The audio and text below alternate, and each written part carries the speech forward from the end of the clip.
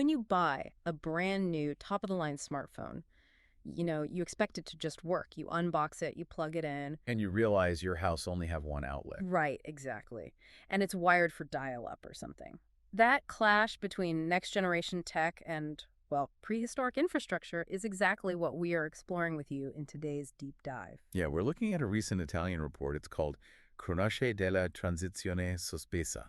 Which basically reveals why so much shiny, new green technology is suddenly hitting this massive brick wall. We usually think the hardest part of the green transition is just getting the funding, or like developing the technology itself. Yeah, totally. But this report highlights a hidden bottleneck, and it's literally taking over the city streets of Milan, Rome, and Turin right now. Right, let's look at those streets. Cities are buying thousands of these sleek new e-buses using the post-COVID National Recovery Fund. So, the money is there. Exactly, the buses are arriving. But instead of picking up passengers, they are just sitting idle in these historical depots. The report grimly calls them metal gardens, which is a wild image. It really is. So how did procurement move so much faster than the actual infrastructure? Well, the local electrical distribution networks, they simply cannot handle charging entire fleets all at the same time. Oh, wow, really? Yeah, so the bottleneck isn't the bus, it's the invisible infrastructure supporting it. Specifically, things called primary electrical cabins. Okay, so what are those exactly? They're basically giant transformers. They step down high voltage power from the national grid into lower voltages for local city streets. And, most of these were built for a completely different era of energy consumption. So it's not just a matter of running a thicker cable to the bus depot. No, not at all. You are pulling so much juice at once that you're threatening to melt the local grid if those primary cabins aren't upgraded. That sounds dangerous. It is.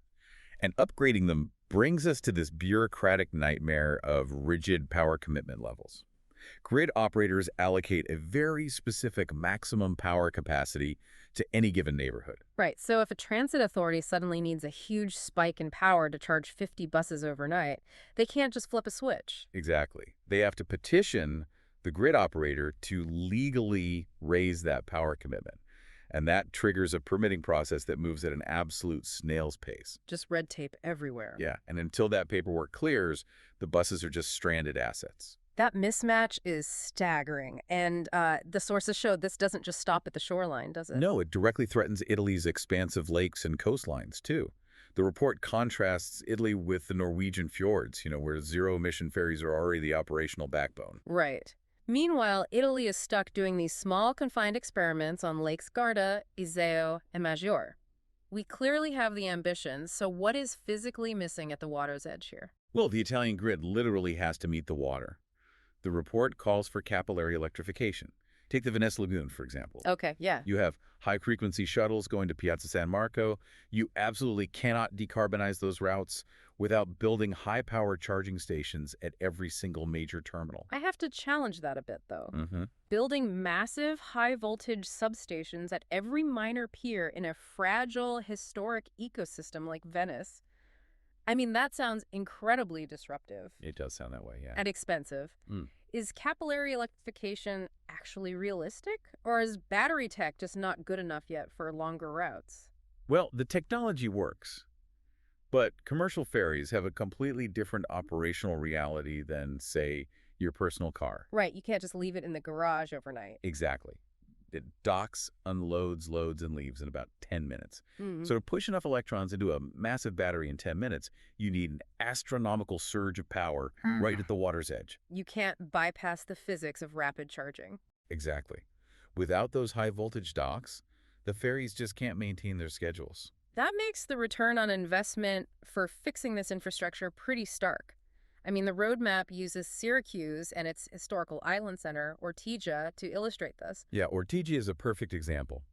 During the summer, it's paralyzed by limited traffic zones. Right, meaning tourists and locals are stuck in kilometer-long traffic queues on the mainland trying to get in. Which is miserable. A brilliant solution would be deploying light electric ferries from nearby coastal areas like Plumerio directly to Ortigia. Bypassing the roads completely. Exactly. It completely bypasses the road congestion and eliminates local emissions. But, as the report points out, these ferries remain a dock on paper. Yeah, because the minor ports lack the equipped docks needed to handle them.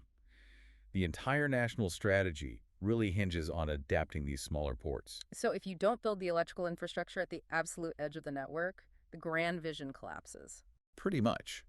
We have to actively plan for the weight of tomorrow, by building the invisible ecosystem first. That is the core takeaway for you listening today. We can't just buy the vehicles. Right. Avoiding an incomplete transition requires mandatory grid synchronization protocols. Because bureaucratic timelines have to match the technical reality of deploying this hardware.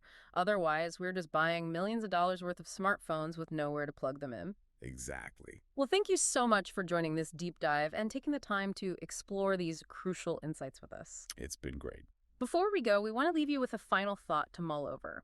If minor ports and primary electrical cabins are the hidden bottlenecks for this massive shift, well, what other invisible legacy systems in our own cities are quietly dictating the pace of our future?